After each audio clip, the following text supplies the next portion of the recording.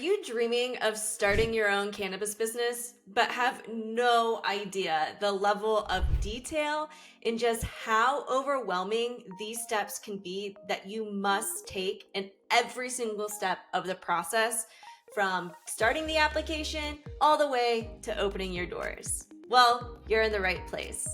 If you stick with me to the very end, then you will know the exact strategy to find compliant real estate, how to create a business plan while landing more investment funds, best practices for writing your application while getting buy-in from the community that you want to operate in. Most importantly, what the heck to do in the waiting period from submitting your application between approval and opening up your doors. So you know you want to start a cannabis business and you're probably doing some research. One of the first steps you're going to have to take, besides reading the regulations and understanding the application process, is to look for a facility or a storefront if you're a dispensary. So you guessed it. One of the first steps you're going to do is find a legal and zoned property that you have the legal rights to do commercial cannabis activity in, or own the building outright. So you can show proof that you are legally allowed to conduct cannabis activity within that property through a lease, a purchase agreement, or something called an option agreement. But please be warned here, because every single state has different rules when it comes to how to receive this approval, and also the zoning requirements of how far you can be away from like a rehabilitation center or a school or maybe even a church. There's different requirements across the different states, so just keep an eye out on how you can get that property and also be zoned appropriately. But it doesn't just stop there, because brand new markets, especially in the South or even on the East Coast, these landlords may actually be afraid of having cannabis tenants in their facility. And so because of this, what might also happen is these landlords might impose what I like to call is a green tax. So essentially, they will increase the cost per square foot just because you are conducting legal cannabis activity within their property. In addition, entrepreneurs that are looking to start cannabis businesses should also be prepared to take steps to hold the property that they choose. Then you can retain this property by taking out loans or securing insurance coverage until the end of the licensing process, which could take months, maybe even years. I know of people in like Illinois who have had property for a year and a half and still have not been able to operate in that property because of the licensing process and how extensive it is. And this will be a very large expense. So prepare your funding to be able to cover this large expense to hold your property during the application process, and then of course a few months afterwards while you're trying to get the facility set up and running. It's even more challenging if you're a grower, because then you have to get plants in the ground and you won't have a harvest for months later, unless if you're selling clones or something like that, right? So just make sure that you are staying on top and have appropriate funding within your business plan to prepare for worst case scenario and how long you need to hold this property, because this property you will need to have for your application once when that application is approved by your state and or county or city. And on this, you also need to consider your insurance policies on the property, and specific what equipment you're using or what type of locks or things like that you're using within the facility and for security purposes. This will become even more of an important element once when the application is approved and you've submitted your security plan within that application process. Which, on this note, we haven't even talked about security measures, which is something that I'll cover a little bit more towards the end, but there is so much to cover on the security aspects. There are some really great security consultants out there that specialize just in reviewing insurance policies, setting up your security plan, training your security personnel, and maybe even being a liaison and helping to support the management of those security personnel within your cannabis business. And I have one last tip for you on the topic of real estate. If your state is brand new to cannabis, which is something that we're seeing a lot of in like New Jersey and even in New York, be prepared and consider that local ordinances could push the first wave of licensees to the edge of the town. For example, they might not want a cannabis business right in the middle of town, right in the middle of the community. And so they're just not comfortable with this yet. And as a municipality or a local ordinance with like a city or within a county, if they start to open up more cannabis licenses, they may allow for more zoned properties to expand outside of that blueprint. So while it's always ideal to be first to market, in the long run, it may even benefit you to be like the second or third wave of licensing to get a better spot for your cannabis business. So consider this, like, yes, zoning is a critical aspect, but also if you're a retailer, some things you need to consider is like, how is that foot traffic? How many people might be walking by my business? What does parking look like? Is it easily accessible? Do I only have a few spots? And then my customers might go to a different retailer or dispensary just because there's better parking. Or is there an option for like a drive-through so that way you can have quicker access and more transactions in the day? These are all different things to consider within your implementation strategy within your dispensary. And applicants, especially those applying for a manufacturing license, such as extracting into hash or making edibles, you absolutely should be talking to your local fire department authorities early in the application process. In some areas, if applicants do not have the proper permits from the local fire department or even local environmental agencies, this could be an ultimatum where like you can't even operate because you don't have that approval. So make sure you're starting those conversations early, especially in the manufacturing space. All right, and next we're gonna talk about the business plan. So by this step, you should be searching for real estate, and in tandem, you're also working on your business plan. There are two main elements to consider about your business plan. The first is a comprehensive document. I'm talking like 50, 60, 70 pages that is just a Word document with, of course, different data points in there, maybe different graphs, but this is your overall strategy for the business. This might be your mission or your vision for the business. This might be the goals for the business, about your team and what makes you unique compared to everyone else, the products or services that you might provide, your market opportunities, your strategy for how to obtain capital, your community involvement and impacts, your environmental and marketing and sales plan. Like, there is so much here.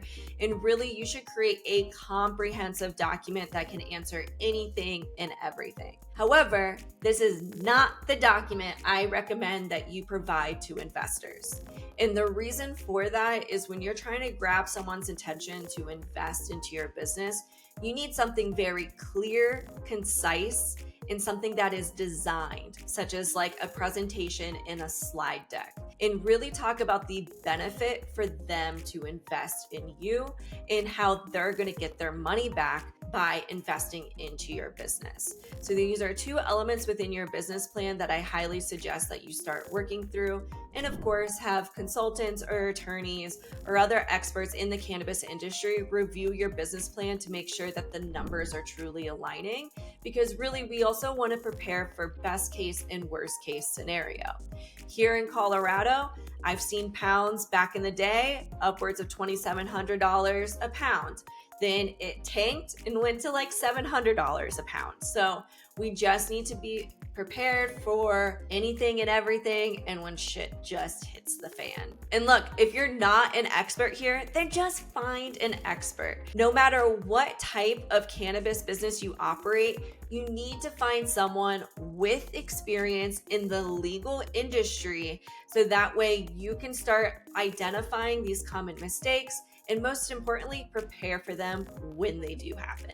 And more than likely, within your application, Your state regulators are going to want to see someone on your team, even better, like an owner, who has operated a legal cannabis business in some capacity. So if you're a dispensary, make sure you have a stacked retail team. Or if you're going for a grow, make sure you have something called a master grower, whatever that means, but you catch my drift. And if you need some extra help, I'm always here to help. Me and my team can be reached at rmcc.io, and just check out our website to learn more about the licensing application, building out compliance programs, and most importantly, keeping you compliant while building profitability within your business. Now, moving on to the community relationship and building rapport within the community. I've mentioned this a few times, but newer markets, again, just might be afraid of cannabis activity, okay? And one thing I recommend is when you have determined an area that you want to launch your cannabis business and find that property, then start talking with the community. Whether that's going to like the city clerk or local municipality meetings, going to city council, talking to the city planner or the zoning administrator. There's so many different aspects that you really should start getting involved within the community as quickly as possible. And you should have a plan of attack when talking with local regulators and community organizations. And if there is a question that an application cannot answer, it's okay to admit that. Just let them know you're going to follow up. They would rather you know that you are being truthful and honest with them, that there might be aspects within the cannabis business you just don't know yet, but do your due diligence and try and find that out. Just establishing that rapport and getting ahead of some of those rules and getting to know the process will really help set up your property for long-term success in your overall business as a whole. And just remember, a business location is an extension of the community, and it's imperative to get involved in that community for long-term success. So applicants should not take this decision about where to set up shop or their facility lightly. All right. Moving on to the next point, which is actually writing out the application. From here, it can feel very overwhelming. You're going to have a ton of paperwork. They're probably going to dive into your history of your taxes, of your employment, where you have lived, and then also there's going to be a very extensive operating plan as well. And this can be very overwhelming for people, especially if you just don't know what you don't know. And the operating plan is truly the source of truth on how you plan on operating the business. So if we take a look at something like the retail space, one of those operating plans are something called an SOP, standard operating procedure. That SOP might have to detail everything from the time that that customer walks through your doors, checks their ID, go back to the sales associate, does the transaction, confirm the purchase limits, confirm how you're going to package and label that item, and then hand it over to the customer and make sure that customer does not repeat a transaction so that way you don't oversell to them. And that is just one aspect, one workflow that could have 2, 3, 4 different SOPs. We haven't even talked about the nuances of like customer returns, or if there was a bad interaction with the customer, one of your sales associates, how do we handle that? How do we handle promotions? How do we handle discounts? How do we control our inventory?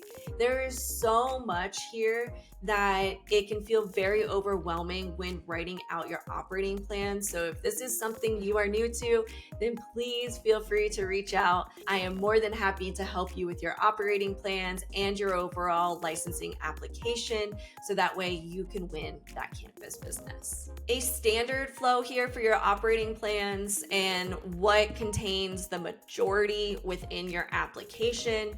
Here's a few things, a few examples to look out for. So nearly every application is going to have those SOPs, that standard operating procedure. You're going to have a security plan.